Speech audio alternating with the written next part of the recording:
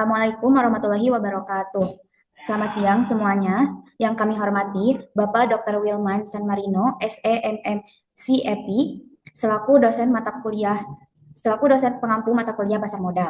Puji dan syukur kita panjatkan kehadirat Tuhan Yang Maha Esa karena atas rahmat dan karunia-Nya kita dapat berpresentasi pada hari ini. Perkenalkan, saya Nabila Cahyati Putri, selaku moderator sekaligus pemateri dari kelompok kami. Pada kesempatan ini, kami akan mempresentasikan hasil dari laporan PJDL analisis rekomendasi saham sektor PNB, FNB, periode 2025. Adapun anggota kelompok kami, ada Jesa, Siti Nur Ajijah, dan Muhammad Ripal. Langsung saja, untuk pemateri pertama yang akan disampaikan oleh Ajijah, kepada Ajijah dipersilahkan. Baik, di sini saya akan membawakan tentang pengertian saham. Jadi saham ini adalah surat berharga yang menunjukkan bukti kepemilikan seseorang pihak terhadap suatu perusahaan. Nah, jenis-jenis saham ini ditinjau dari segi kemampuan dalam hak tagih atau klaimnya ada dua jenis, yaitu yang pertama ada saham biasa atau common stock yang merupakan saham yang paling umum dimiliki investor dan menjadi bukti kepemilikan perusahaan. Yang kedua ada saham preferred, adalah saham yang memberikan hak istimewa berupa prioritas pembagian dividen dengan jumlah yang cenderung tetap. Selanjutnya ada harga saham. Harga saham adalah suatu nilai saham yang terbentuk melalui mekanisme permintaan dan penawaran di pasar modal. Harga saham menjadi indikator penting bagi investor karena mencerminkan nilai perusahaan di mata publik. Nah, semakin baik prospek perusahaan, maka harga saham akan semakin cenderung meningkat. Jenis-jenis harga saham ada 8, yaitu yang pertama ada harga nominal, harga perdana, harga pasar, harga pembukaan, harga penutupan, harga tertinggi, harga terendah, dan harga rata-rata. Adapun faktor yang mempengaruhi harga saham, yang pertama ada kondisi fundamental perusahaan, yang kedua ada tingkat inflasi dan suku bunga, selanjutnya ada nilai tukar rupiah, permintaan dan penawaran saham, kondisi ekonomi nasional dan global, serta sentimen investor dan kebijakan pemerintah.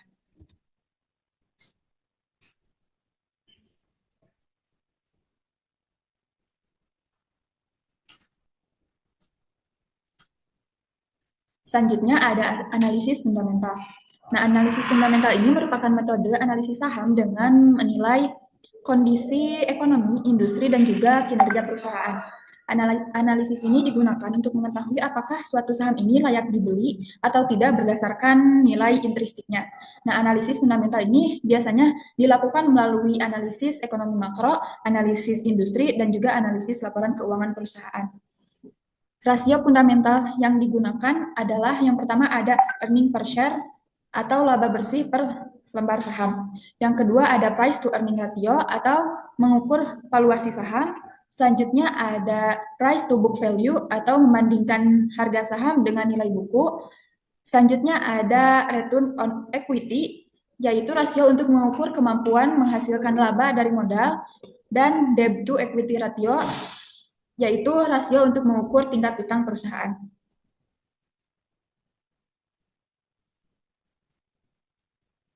Selanjutnya ada analisis teknikal.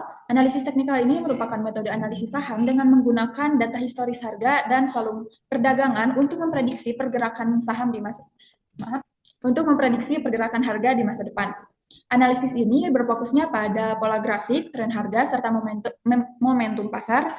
Investor menggunakan analisis teknikal untuk menentukan waktu yang tepat dalam membeli atau menjual saham. Adapun indikator yang digunakan, yang pertama ada moving average. Ini digunakan untuk melihat arah tren harga saham. Yang kedua ada moving average divergence, yaitu digunakan untuk melihat momentum dan sinyal jual atau beli. Yang ketiga ada relative strength index, yaitu indikator yang digunakan untuk mengetahui kondisi overbought dan oversold. Selanjutnya ada support dan resistance, yaitu indikator yang digunakan untuk menentukan area batas bawah dan batas atas harga saham. Selanjutnya ada portofolio dan juga diversifikasi. Yang pertama ada portofolio. Portofolio adalah kumpulan berbagai instrumen investasi yang dimiliki oleh investor dan disusun secara terencana untuk memperoleh keuntungan optimal serta mengurangi risiko investasi. Selanjutnya ada diversifikasi. Diversifikasi ini merupakan strategi menyebarkan investasi ke beberapa instrumen atau sektor untuk mengurangi risiko. Dengan diversifikasi, kerugian pada satu investasi dapat diimbangi oleh keuntungan dari investasi lainnya, sehingga investor tidak bergantung pada satu aset saja. Selanjutnya ada diversifikasi portofolio.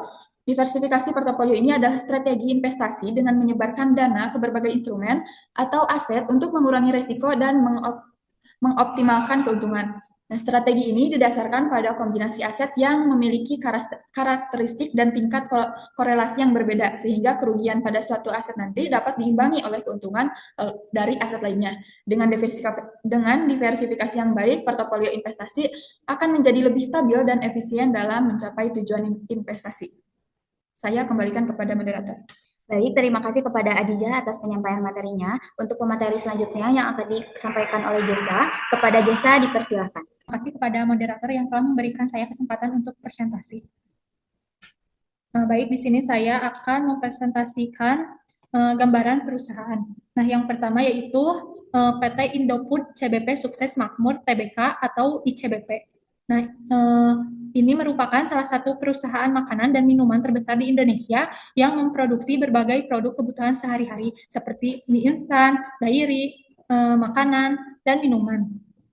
Nah, ini juga telah dikenal hingga internasional.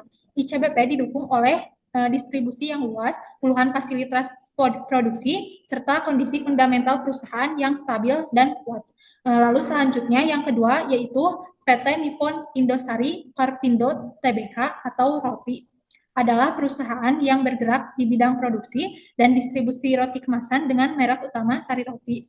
Nah, perusahaan memiliki jaringan distribusi yang luas serta pabrik terbesar di berbagai wilayah Indonesia, sehingga produknya mudah ditemukan di berbagai minimarket dan supermarket.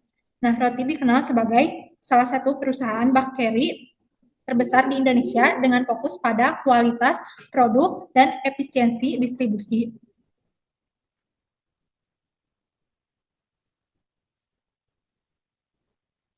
Lalu selanjutnya yaitu yang ketiga PT Ultrajaya Mill Industry dan Trading Company Tbk atau ULTJ, merupakan perusahaan yang bergerak di bidang produksi susu dan minuman. Nah, produk unggulan perusahaan antara lain yaitu Ultramil dan teh kotak yang telah dikenal luas oleh masyarakat Indonesia.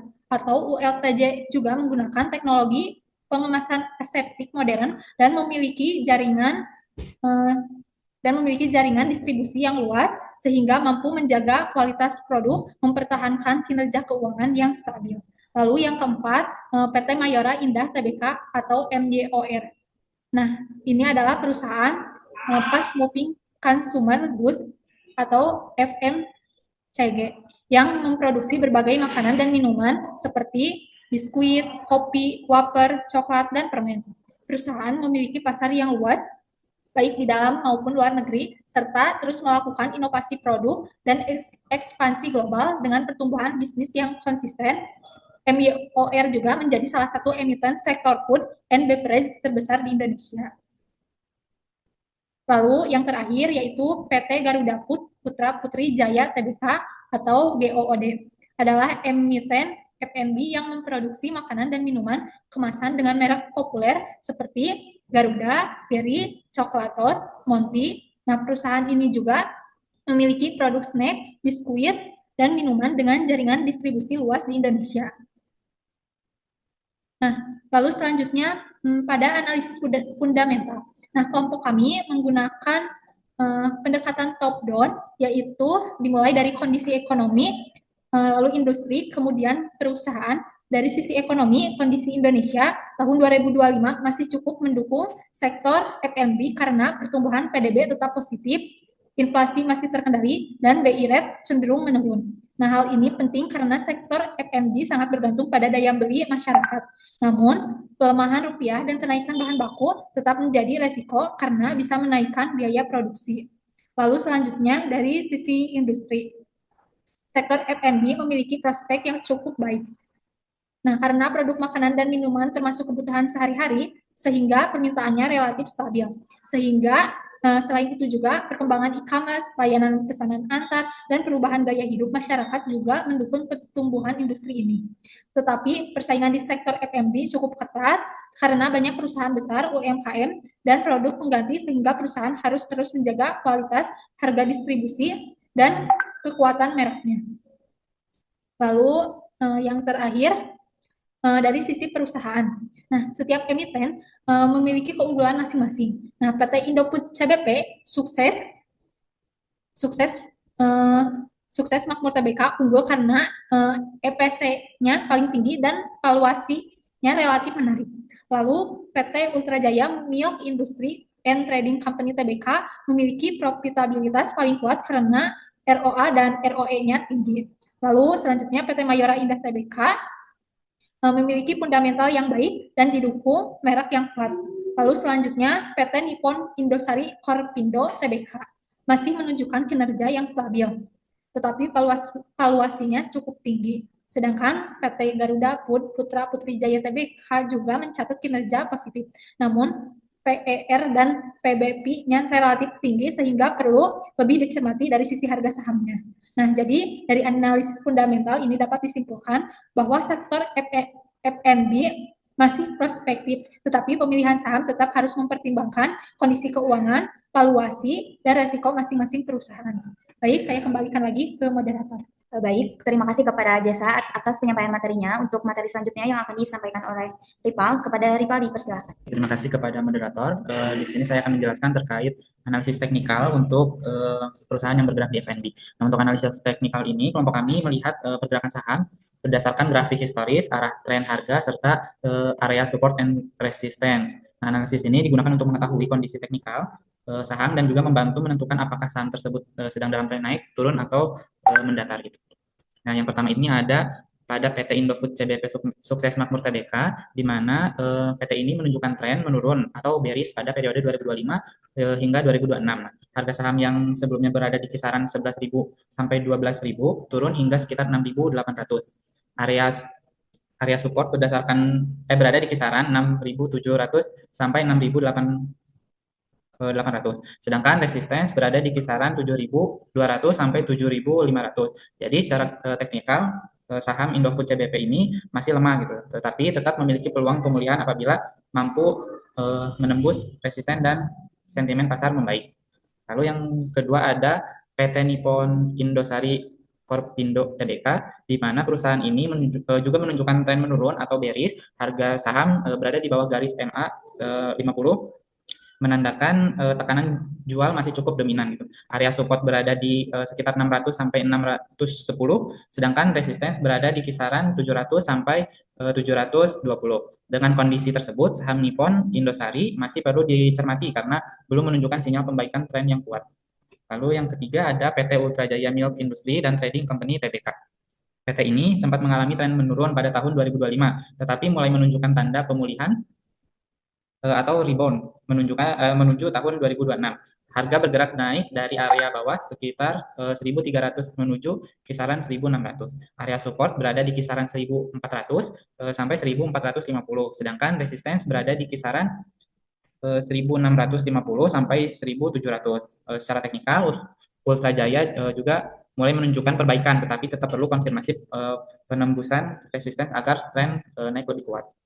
Selanjutnya, yang keempat ada PT Mayora Indah TBK, di mana PT ini menunjukkan tren menurun atau bearish sepanjang tahun 2025. Harga saham yang sebelumnya berada di kisaran 2.600 sampai 2.800 mengalami penurunan hingga berada di sekitar 1.800 sampai 1.900. Area support berada di kisaran 1.760 sampai 1.800, sedangkan resistance berada di kisaran 1.950 sampai 2.000. Jadi secara teknikal saham Mayora masih cukup lemah dan investor sebaiknya menunggu sinyal rebound atau penembusan resisten. Lalu yang terakhir ada PT Garuda Food Putra Putri Jaya TBK, di mana PT ini bergerak cenderung sideways dengan tekanan bearish ringan sepanjang tahun 2025. Harga saham bergerak di kisaran 340 sampai 410 dan pada akhir tahun berada di sekitar 350 sampai 370. Area support berada di kisaran 340 sampai 350, sedangkan resisten berada di kisaran 370 sampai 380 dari sisi teknikal.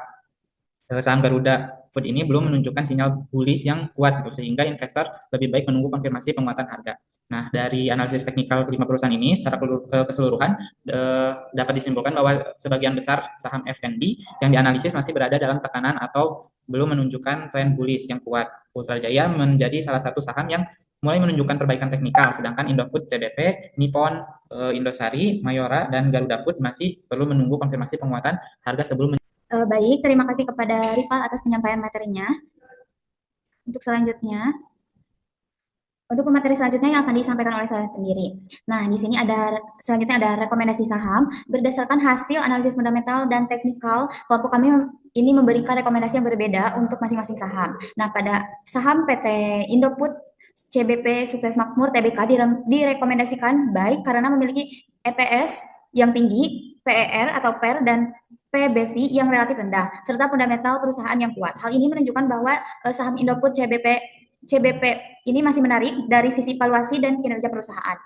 Nah, selanjutnya untuk PT Ultra Jaya Milk Industry dan Trading Company, TBK juga direkomendasikan baik karena memiliki ROA dan ROE yang tinggi serta struktur keuangan yang sehat. Artinya si perusahaan ini mampu mengelola aset dan modalnya dengan baik untuk menghasilkan laba. Selanjutnya untuk PT Mayora Indah Tbk direkomendasikannya ini adalah hold terlebih dahulu secara fundamental karena Mayora ini masih tergolong baik dan memiliki merek yang kuat, tetapi secara teknikal sahamnya ini masih menunjukkan tren yang bearish sehingga lebih baik dipertahankan terlebih dahulu sambil menunggu sinyal perbaikan harga. Untuk selanjutnya ada PT Nippon Indosari Korpindo Tbk juga direkomendasikan hold karena kinerja masih positif, namun PR-nya relatif tinggi dan tren teknikalnya masih lemah. Jadi saham ini masih layak dipertahankan, tetapi belum menjadi prioritas utama untuk dibeli. Terakhir, PT Garuda Putra Putri Jaya Tbk direkomendasikan hold karena fundamentalnya cukup baik, tetapi valuasinya relatif tinggi dan pergerakan teknikalnya masih sideways. Oleh karena itu, si investor sebaiknya ini menunggu harga yang lebih menarik atau sinyal penguatan sebelum membeli. Nah, dari kelima saham tersebut, rekomendasi utama dalam portofolio sektor FNB ini adalah PT Indofood CBP Sukses Makmur Tbk dan PT Ultra Jaya Milk Industry dan Trading Company Tbk karena keduanya ini memiliki kombinasi fundamental yang kuat, valuasi yang lebih menarik, serta prospek yang lebih baik dibandingkan saham lainnya. Nah, selanjutnya untuk kesimpulan, sektor food and beverage atau F&B memiliki prospek yang cukup baik karena produk makanan dan minuman merupakan kebutuhan sehari-hari masyarakat, sehingga permintaan relatif stabil. Berdasarkan hasil analisis fundamental dan teknikal yang telah kelompok kami lakukan, PT Indofood CBP Sukses Makmur Tbk dan PT Ultra Jaya Milk Industry dan Trading Company Tbk menjadi saham yang paling direkomendasikan dengan keputusan baik karena memiliki fundamental kuat, probabilitas baik, dan valuasi yang relatif menarik. Sementara itu, PT Mayora Indah Tbk, PT Nippon Indosari Korpindo Tbk dan PT Garuda Putri Jaya Tbk direkomendasikan hold terlebih dahulu karena masih memiliki kinerja yang cukup baik, tetapi kondisi teknikal atau valuasinya masih perlu dicermati. Baik, mungkin sekian presentasi dari kelompok kami. Mohon maaf apabila masih banyak kekurangan. Wassalamualaikum warahmatullahi wabarakatuh.